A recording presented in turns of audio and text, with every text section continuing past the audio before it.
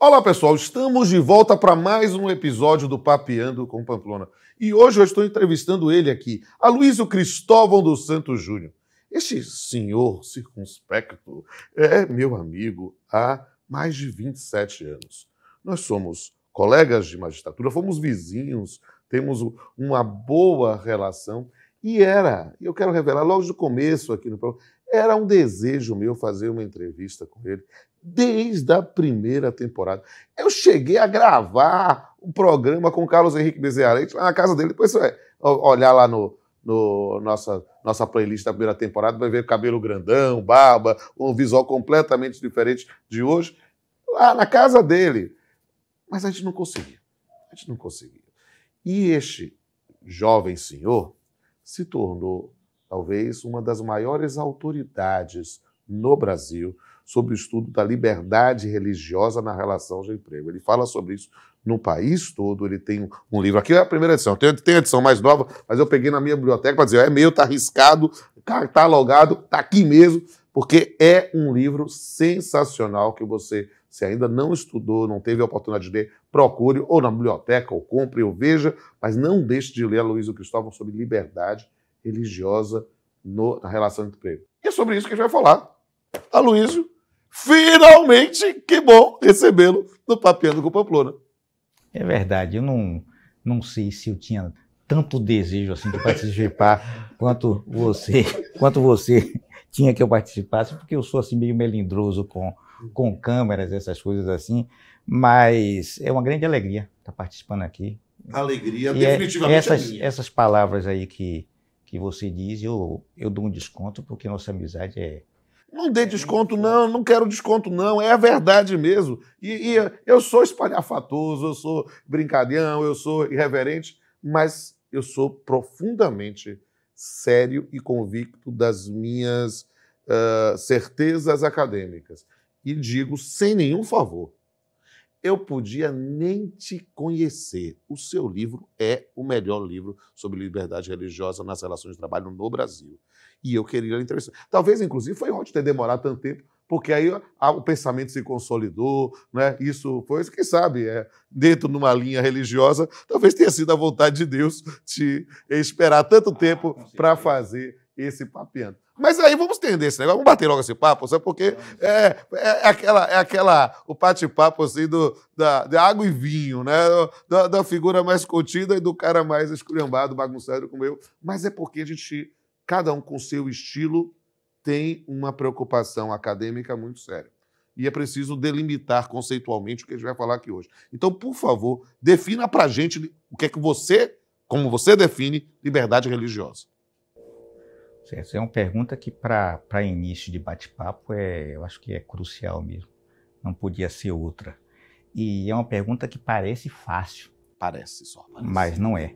Eu, quando estava fazendo a minha tese de doutorado na Pontifícia Universidade Católica do Rio Grande do Sul, sob a orientação do seu amigo professor Ingo Sarlet, eu tive o cuidado de...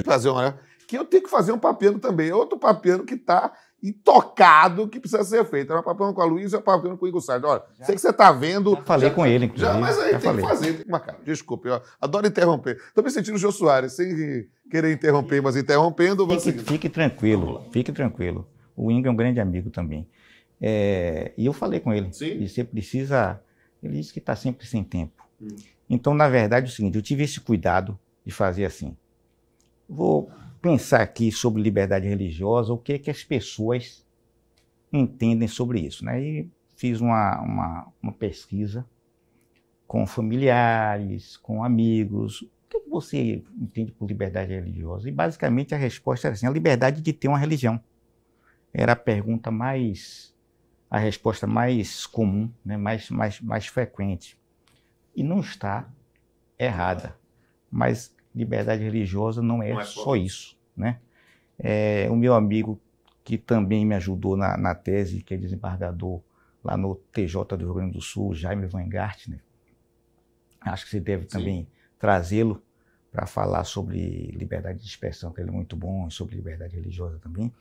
Ele conseguiu identificar 74 posições jusfundamentais que estão compreendidas no direito fundamental a liberdade religiosa, ou seja, um direito fundamental complexo, né? Mas eu poderia resumir assim para, né, para não cansar, não dá para colocar tudo as 74 aqui, não dá tempo não, né?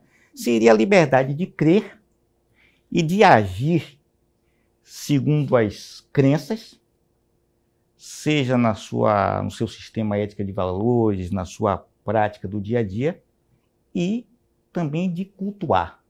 E isso tanto na dimensão individual quanto na dimensão coletiva. Isso eu acho muito interessante porque, e eu conheço a dissertação de mestrado, antes da tese de doutorado, a dissertação de mestrado dele, na Mackenzie, sobre liberdade de organização religiosa. Exatamente, que é a liberdade religiosa que é uma coletiva. acepção disso, ou seja, talvez esteja aí, talvez nesses 74 né, aspectos possa ser desenvolvido isso. Mas eu queria entender um pouquinho mais, por quê? Porque o nosso corte epistemológico desse Papeando não é só liberdade religiosa, é liberdade religiosa na relação de trabalho, a liberdade religiosa do trabalhador e do empregador. E essa é uma pergunta que não quer calar, né? É o descrime. Vem cá. Há um conteúdo jurídico diferenciado da liberdade religiosa na relação de emprego, especificamente em relação ao empregado, por exemplo? Não, eu não creio que haja um conteúdo diferente. A liberdade religiosa tem o mesmo conteúdo, seja onde ela for manifestada. Seja onde for manifestada, ela tem o mesmo conteúdo, certo? Agora, na relação de emprego, há algumas peculiaridades, aí não é o conteúdo, no tratamento, porque se trata de uma relação assimétrica, em que o empregador, que também é titular da liberdade religiosa, tem muito mais facilidade para manifestar as suas crenças, a sua fé, para expressar essa liberdade do que o empregado. Né? O empregado, muitas vezes, ele tem a sua expressão religiosa suprimida no ambiente de trabalho por mero capricho do empregador. Então, o tratamento a ser dado é diferenciado, mas o conteúdo da liberdade, em princípio, é o mesmo. Eu queria, como você uma referência no Brasil, eu queria entender, se você podia indicar para quem quer pesquisar sobre esse tema, assim, os principais referenciais teóricos sobre o tema. Aí eu lhe pergunto, né? Você quer referenciais teóricos sobre a liberdade religiosa de um modo geral ou especificamente sobre a liberdade religiosa no contrato de trabalho? Você levantou, eu quero de tudo, meu filho. Tudo bem. Liberdade religiosa, de um modo geral, nós temos na língua portuguesa, nós temos a maior autoridade, o professor Jonatas Machado, que é catedrático de Direito Constitucional e atual diretor da Faculdade de Direito da Universidade de Coimbra, inclusive é meu amigo e foi meu orientador no estágio doutoral que eu fiz em Coimbra em 2010. Né? Ele é a principal autoridade lusófona sobre liberdade religiosa. No Brasil, nós temos o Jaime Van Gart, né, que eu já citei aqui anteriormente, que é um desembargador do Tribunal de Justiça do Rio Grande do Sul, que foi meu examinador, né, na defesa da tese, que também tem, para mim, o trabalho mais completo sobre liberdade religiosa. E aqui na Bahia a gente tem também o professor Manuel Jorge, que tem um livro sobre a proteção religiosa na Constituição Federal, que já está, salvo engano, na 4ª ou 5ª edição. Agora, sobre liberdade religiosa no ambiente de trabalho, eu tenho alguns desconfortos para responder essa pergunta. Então, é meio desconfortável, porque você há pouco se referiu sobre que eu tenho um dos melhores trabalhos sobre isso. Na verdade, é o único. Então, é o melhor mesmo, porque é o único. Né? É o único. Então, não há parâmetro de competição. Ainda não há nenhum livro, né? E eu digo, em língua portuguesa, sobre esse assunto. Tem um livro da Raquel Tavares dos Reis, em Portugal, que adentra um pouco nesse assunto, mas ela fala mais sobre as organizações de tendência. É um pouco diferente a abordagem. Entendi. Então, sobre a liberdade religiosa do empregado no contrato de trabalho, os 2 trabalhos que existem são meus. Primeiro, é o livro que eu lancei em 2013, A Liberdade Religiosa e o Contrato de Trabalho, que foi publicado pela editora Ímpetos. Você até me ajudou na época, né, nessa publicação, e que foi, na verdade, a tese de doutorado. Né? Um livro assim, bastante volumoso, porque minha tese de doutorado foi grande, e que já está esgotado. E depois eu publiquei esse que vai caminhar para a 3ª edição, por enquanto está na 2ª edição, pela editora Lumen Juris, né? E são os 2 livros que existem em língua portuguesa. Eu estou falando aqui, inclusive, Brasil, Portugal, Angola, Moçambique, por aí vai. Mas tem mais um detalhe. Também não tem muitos trabalhos sobre isso na língua espanhola. Tem 2 livros que são específicos sobre esse tema e tem um outro livro que é uma coletânea de artigos. Um dos 3 livros em língua espanhola foi publicado pela editora Iustel de Madrid, é meu também. Eu fiz em parceria com um jurista espanhol, um jovem, talentoso jurista espanhol, que ele tem mestrado em Cambridge e está agora concluindo doutorado em Oxford, que é o Davi Garciandia, um jovem de 26 anos. Foi assim um achado, né? Eu ter essa amizade com ele.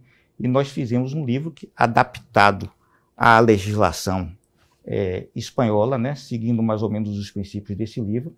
E dizem por aí que é o melhor livro em língua espanhola também sobre o assunto. Então, por isso o meu desconforto em responder essa pergunta. Nem sei se deveria responder. Não, mas tudo bem, já respondeu, ele está respondido. Vai fazer? E está justificado o código epistemológico do programa. E aí eu pergunto, saindo do campo de referência teórica, indo para marcos normativos, quais seriam as referências aí no Brasil? Bom, no Brasil é a Constituição Federal. Mais nada, nós não temos uma lei específica sobre isso, não tem nenhum normativo específico, é a Constituição Federal.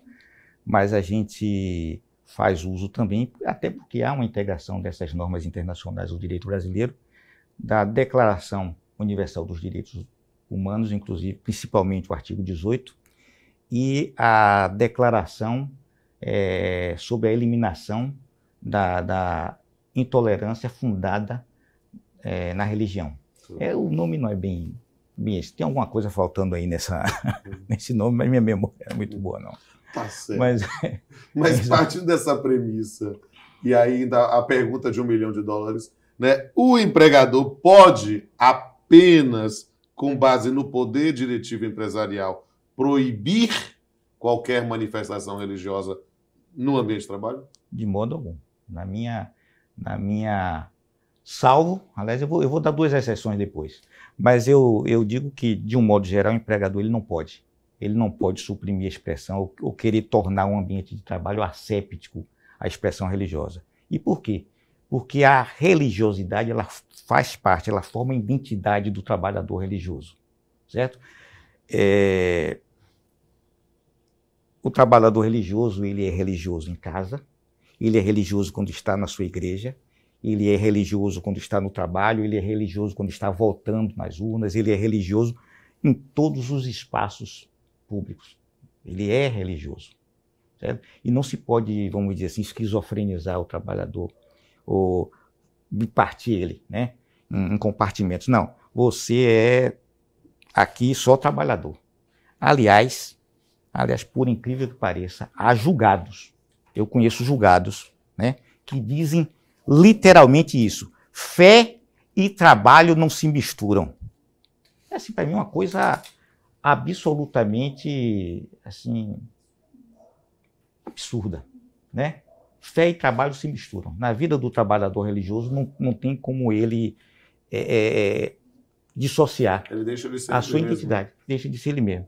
Eu conheço casos assim que são curiosos. Eu conheço uma trabalhadora em Recife que ela pediu demissão do trabalho só porque o seu empregador, ela era secretária executiva, não sei nem se essa função existe, secretária executiva, se existe hoje.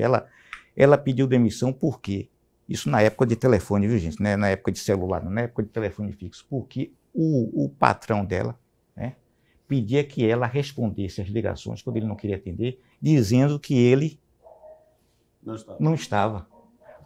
Ela fez isso uma vez, fez isso 2 vezes, na 3ª vez ela não aguentou. Ela foi e se dirigiu a ele e disse, olha, eu não vou, isso contraria, ela era presbiteriana, contraria as minhas crenças e eu estou desagradando a Deus se agir dessa forma, porque mentira, quase no estilo kantiano, né? Sim. Mentira não dá. Aí ele disse, não, você tem 2 opções, ou obedecer ao que eu mandar, ou pedir demissão. Ela preferiu pedir demissão. O tema da fé, o tema da religiosidade, ele mexe literalmente com as nossas vísceras. Ele mexe com o que há de mais íntimo no nosso ser. E tem uma galera aqui que está doida para fazer as perguntas. Você vai ver, daqui a pouco a gente volta. Oi, professor. Meu nome é Vitor.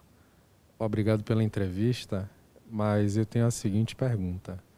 Como deve ser a interação entre a liberdade religiosa do empregado e o poder diretivo empresarial? Querido amigo Vitor, essa é uma pergunta assim, crucial e extremamente relevante, porque quando se trata da questão do exercício de práticas religiosas dentro do ambiente de trabalho, a principal colisão se dá justamente entre o poder diretivo do empregador e a liberdade religiosa do empregado. Porque há outros conflitos também que podem ocorrer no ambiente de trabalho. Por exemplo, entre a liberdade religiosa de um empregado e a liberdade religiosa de seu colega. É uma espécie de conflito que pode ocorrer no ambiente de trabalho. Mas a principal é a que se dá entre o poder diretivo empresarial e a liberdade religiosa do empregado. Eu entendo, eu sustento, inclusive nos meus trabalhos, que o empregador ele deve acomodar, sempre que possível, ele deve acomodar as necessidades religiosas dos seus empregados, desde que isso não gere um encargo indevido, um encargo excessivo à condução dos seus negócios. Esse entendimento meu é uma adaptação que eu fiz ao direito brasileiro, à realidade brasileira, de um dever que nos Estados Unidos ele deriva da lei dos direitos civis, que é o dever de acomodação razoável, né? De justamente isso, que o empregador ele deve acomodar as observâncias e práticas religiosas dos seus empregados, desde que isso não gere um encargo excessivo à condução dos negócios empresariais. Luiz, eu acho isso uma coisa muito interessante, né? Quando a gente faz uma comparação aos nossos modelos clássicos do direito do trabalho, a gente sempre fala de um conflito entre o jus variandi do empregador e o jus resistência do empregado, né? De certa forma, é algo fascinante ver que um conflito que é seminal no direito do trabalho, no que diz respeito à ideia de liberdade religiosa, você tem uma comparação, você tem uma resposta no próprio ordenamento nessa ideia de acomodação razoável. Eu acho isso fascinante. Sim, não foi apenas uma coisa que eu extraí do direito americano e transplantei aqui para aqui, assim, sim. Não, eu entendi, né, de acordo com o sistema constitucional brasileiro, de acordo com a forma com que a Constituição brasileira ela encara o fenômeno religioso, instituindo um modelo de laicidade aberta e favorável à expressão religiosa, e também a questão da função social da propriedade, da qual deriva também a função social da empresa. Eu entendi que com esses aspectos a gente podia sustentar que o empregador ele não pode suprimir a expressão religiosa no ambiente de trabalho. Ele não lhe é dado fazer isso. Né? Não lhe é dado. Pergunta excelente. Não lhe é dado fazer isso. Então, já que não é dado fazer isso, a consequência natural é que ele deve acomodar. Claro, acomodar razoavelmente, né? Acomodar de um jeito que não cause um dano excessivo à condução dos negócios. A legislação fala em custo, né? A tradução, a melhor tradução do ato dos direitos civis seria custo indevido. Só que não é custo no sentido econômico, né? Qualquer outro encargo, por exemplo, em relação à própria harmonia, né, do ambiente de trabalho, isso pode ser um custo. Então, não é só um custo financeiro. Olá, professor, eu sou a Débora.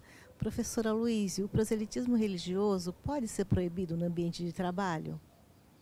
Débora, também uma pergunta excelente, porque o proselitismo, a própria expressão proselitismo, é vista com uma certa negatividade por muita gente, né? Eu acho que as pessoas confundem proselitismo com sectarismo.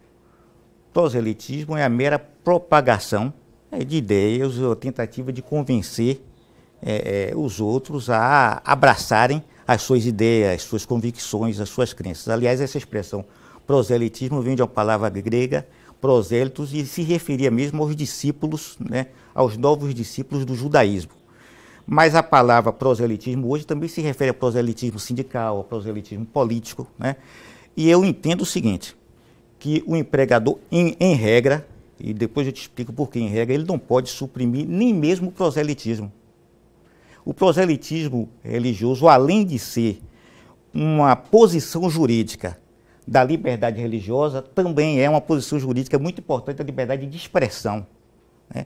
Se a gente concede ao empregador a prerrogativa de ele suprimir o proselitismo religioso, ele também está autorizado a suprimir o proselitismo político, ao proselitismo sindical, a qualquer outro proselitismo, até proselitismo clubístico, vamos dizer assim. Então eu entendo que não. O que ele pode é limitar o proselitismo e, se houver abuso, ele pode realmente restringir a prática do proselitismo. Agora, desde também que o proselitismo ele seja exercitado respeitando o direito de quem não quer ouvir a mensagem proselitista, né? Tem vários aspectos que têm que ser considerados. Eu achei fascinante porque eu sou acostumado, não sou um estudioso do tema como você, então eu estou talvez contaminado com esta acepção da expressão proselitismo, né, uma acepção pejorativa, mas existe uma justa medida da diferença em que um proselitismo exagerado vire um sectarismo? Sim, sim. Eu, inclusive, nos meus trabalhos, eu faço essa distinção entre o proselitismo legítimo e o proselitismo abusivo. O professor Manuel Jorge, que você conhece bem, ele dá um exemplo no livro dele, e um exemplo real que aconteceu de uma trabalhadora que tinha um ímpeto proselitista tão evidente, tão grande, que ela ia acompanhar os colegas de trabalho até no banheiro da empresa. E a empresa terminou despedindo ela por justa causa. E é engraçada a história porque a juíza, né, a nossa colega, não vou citar o nome, mas sei quem é, que estava na audiência, terminou por se declarar suspeita para julgar a causa, porque essa moça estava assistindo a audiência anterior à dela, né, e tentou conquistar a adesão da juíza também. Foi lá perto de nossa colega e tentou constrangê-la, né, vamos dizer assim, a se tornar da mesma religião. Definitivamente fascinante. E não há limites para a criatividade humana, até para o proselitismo.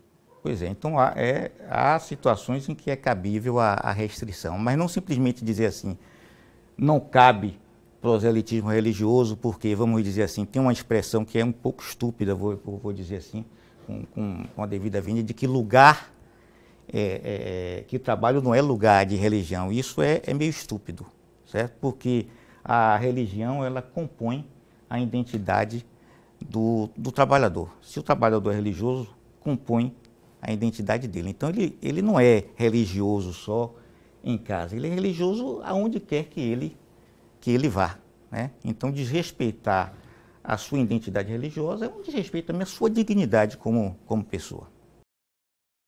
Meu nome é Luísa Cristóvão. Pai, como deve ser a liberdade religiosa do empregado quando o empregador é uma organização de tendência religiosa ou mesmo antirreligiosa ou empregador doméstico? Os limites serão diferentes em relação aos empregadores em geral? Bom, minha querida filha Luísa, essa pergunta é uma pergunta muito interessante, porque, de fato, o pluralismo social que existe no Brasil e que é, inclusive, incentivado por nossa Constituição, permite a criação e a organização de corpos intermediários, ou seja, corpos que não são estatais e que se destinam à propagação de um determinado ideário, de uma determinada ideologia, certo? Então, nós temos, entre essas organizações que são doutrinariamente chamadas organizações de tendências, nós temos as igrejas e os cultos, que são organizações religiosas, e temos também organizações antirreligiosas ou que se dedicam à divulgação do ateísmo, do agnosticismo, né? E são organizações que têm a sua legitimidade para atuarem na arena pública, e elas se destinam a essas atividades específicas. Ora, por conta das suas finalidades essenciais, eu sustento que elas, inclusive, podem homogeneizar o seu ambiente de trabalho ideologicamente. Então, uma igreja de culto não estará cometendo discriminação alguma se só contrata pessoas que pertencem àquela mesma fé. De igual modo, uma organização ateísta não estará cometendo discriminação nenhuma se só contrata pessoas que sejam ateias ou... Independente da atividade? Por exemplo, uma atividade burocrática? Essa é uma questão que de vez em quando surge. Mas eu entendo que não há problema nenhum. Acho que você não quer conviver. Se você é ateu, não quer conviver nenhuma pessoa que varre, né? Que varre a sala e seja religiosa, está dentro da sua, né? Da finalidade institucional da organização. Nos Estados Unidos, onde nasceu o dever de acomodação razoável, as igrejas e cultos, ou seja, as organizações religiosas, são excluídas do dever de acomodação razoável. A própria lei já as exclui. E eu acho que é válido. Eu confesso que no Brasil eu fazia uma diferença da atividade desenvolvida, mas eu não estou fechado nesse posicionamento. Não, mas é possível. Eu, inclusive, menciono essa discussão do livro, né? A questão, por exemplo, de um zelador. Exato. Né? O pessoal da limpeza, eu o pessoal menciono. de serviço burocrático. Mas uma coisa é diferente do ministro religioso, de quem vai apoiar. Mas o princípio é o seguinte, eu não quero, no meu ambiente de trabalho, como empregador, organização de tendência, eu não quero ninguém que, de qualquer modo, possa propagar uma ideia, uma ideologia diferente da minha. Seja uma ideologia religiosa, seja uma ideologia antirreligiosa. Não quero. Não quero nenhum tipo de expressão e de contrato.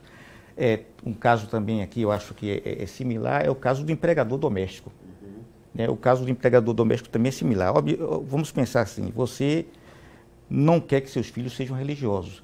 E todas as convenções de direitos humanos que tratam da questão da criação dos filhos dão aos pais esse direito de guiar os filhos e conduzirem eles a sua ideologia, as suas convicções. Isso é bem pacífico, bem tranquilo. Então, veja bem, eu quero contratar uma babá para meus filhos, mas eu não quero que meus filhos, que são crianças, sejam expostos a ideias religiosas ou antirreligiosas, sei lá, né, ou que ferem as minhas convicções religiosas. Eu acho perfeitamente razoável isso, não acho que também haja nenhuma discriminação, porque aí vai entrar nessa ponderação toda, né, o poder familiar. Eu tenho artigos também publicados sobre isso, além de escrever sobre isso no livro. Meu nome é Laís Lantier. Professor Aloísio, eu gostaria de saber, o trabalhador pode apresentar escusa de consciência por motivos religiosos para não cumprir determinadas tarefas ordenadas pelo empregador? Laís, minha cara, é uma pergunta muito interessante a sua e não é muito estudado, ou talvez não seja nada estudado, inclusive no direito brasileiro. É um negócio bem raro. A doutrina italiana trata um pouco sobre esse tema, sob o nome de objeção de consciência profissional. Eu fiz uma pesquisa na doutrina italiana e trago também essa questão para o meu livro. Eu entendo que sim. Claro que você vai ter que ver as circunstâncias de cada caso concreto para saber se a objeção de consciência naquele caso é válida ou não. Você imagine, se você pode esgrimir uma escusa de consciência contra o Estado, para não cumprir um dever que é para todos os cidadãos, imagine um dever que é apenas produto do contrato de trabalho. Então vamos pensar aqui, talvez, uma hipótese de um médico que ele seja bastante católico e não queira participar de um procedimento, ele é empregado no hospital, ele não queira participar de um procedimento abortivo, certo? Me parece que é um caso em que se pode aplicar essa escusa de consciência. Claro, a gente tem que considerar algumas situações concretas, né? Por exemplo, esse médico era o único que estava ali no hospital naquela hora e não tinha como chamar ninguém. A vida da gestante estava sendo colocada em risco ali. Então tem que ver assim, o caso concreto. Mas como regra, como princípio, eu entendo que todo empregado ele pode esgrimir uma objeção de consciência em face do empregador. por motivos religiosos. Meu nome é Vitor Lantier, professor. Como deve ser encarada a participação do trabalhador em cultos promovidos no ambiente de trabalho pelo empregador? O simples fato de ser promovido o culto e o empregado ser convidado já representaria constrangimento? Querido Victor, filho do meu querido amigo Lerle Pereira de Melo, colega de faculdade durante todo o tempo, né, uma pessoa que eu aprecio muito. Essa pergunta sua é extremamente importante. Eu vou lhe responder primeiro dizendo que a gente não pode perder de vista que o empregador também é titular da liberdade religiosa. Primeira coisa que a gente tem que observar, ele também tem a sua identidade religiosa, né? Especialmente se for uma pessoa física. Como chefes também, né, de uma pessoa jurídica, eles têm a sua identidade religiosa. E não lhes pode ser retirado o direito de trazer para um ambiente de trabalho o seu sistema de valores ético-religioso, as suas práticas e as suas observâncias. Então a gente tem que ter muito cuidado, porque às vezes a gente percebe que há uma tendência de se considerar que a simples prática de culto por empregador já gera um constrangimento. Não, a gente tem que avaliar no caso concreto se o empregado ele está sendo obrigado a participar. Ele não pode ser obrigado a participar, né? A gente tem que ver se ele está sendo obrigado. Imagine, tem empresas que fazem uma missa anual, né, comemorando o aniversário da empresa. Aí convida todos os empregados e eles participam, alguns não participam se não quiserem, mas você pode considerar isso um constrangimento, né? Eu não vejo dessa forma. Então tem que se observar se está vindo uma coação. Eu não presumiria essa coação, sabe? Porque a liberdade religiosa, nesse aspecto aí, ela coloca em pé de igualdade o empregado e o empregador. E é muito comum, a gente sabe, esse proselitismo, essa conversa religiosa é muito comum entre colegas, entre empregado e chefe, e é muito comum o empregado levar o chefe a professar a religião dele. Muito comum, conheço assim inúmeros casos, que é o chefe que se rende, vamos dizer assim, à profissão de fé do empregado. Então eu não vejo o simples fato de... E é muito comum no Brasil. Tanto os evangélicos como os católicos têm essa prática, os que são praticantes têm essa prática, às vezes, de fazer orações. Lembre que a oração é culto. Oração é culto, né? A gente pensa culto só como aquele momento litúrgico. Não, a oração é um ato de culto. E, Aloísio, esse tema é um tema fascinante. E é um tema que mexe com aspectos relacionados à dignidade, né, de cada indivíduo. E há sempre uma sensibilidade maior de um e de outros ao enfrentar. Mas eu tenho muito orgulho de ti, meu amigo. Sabe? Nós temos que encerrar o programa. Esta gravação é uma gravação que foi muito ansiada por mim, né? Como eu falei no começo do programa, eu queria entrevistá-lo desde a primeira temporada do Papeando, né? E motivos foram surgindo, já teve desde queda de energia, doença. Estou há tantos anos no ar e eu nunca tive a oportunidade de te entrevistar. Nós somos amigos, nós somos colegas há mais de 27 anos. Isto é uma amizade, uma fraternidade que passa por gerações. Nossos filhos se tornaram amigos, nós temos uma proximidade, uma confiança um no outro, né, que é algo que somente a intimidade dos grandes amigos se permite. A gente pode ficar meses, anos sem se falar.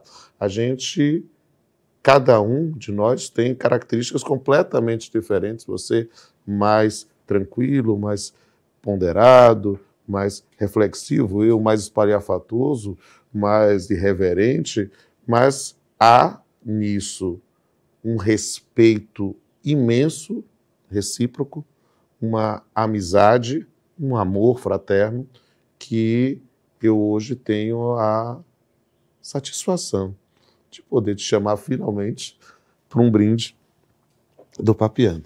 Obrigado, meu irmão. Que Deus te abençoe imensamente na sua fé, na sua vida, na sua trajetória, que é muito vitoriosa.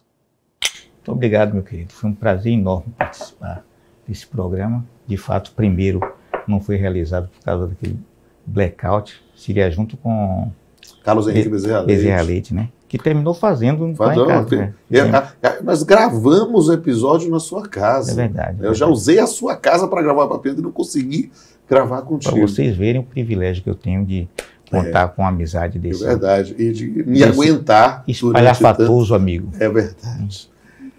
E meus amigos e minhas amigas, estamos encerrando mais um episódio. Aproveite a oportunidade. Olha, a gente vai fazer hashtag Papeando sobre liberdade religiosa, Papeando com a Aloysio Cristóvão, Papeando com Pamplona. Siga as nossas redes sociais, seja o Instagram, seja o YouTube, e aproveite também a oportunidade para continuar refletindo sobre a nossa visão poética do tema de hoje. Até a próxima. Liberdade religiosa. Crença, fé, liberdade, convicção. Certeza no que não se vê, mas que habita seu coração. A relação com o espiritual pode ser individual ou coletivamente vivida, mas reflete a eterna busca do sentido do universo, de onde se vem, para onde se vai e pelo que se vale a pena viver. Até a próxima.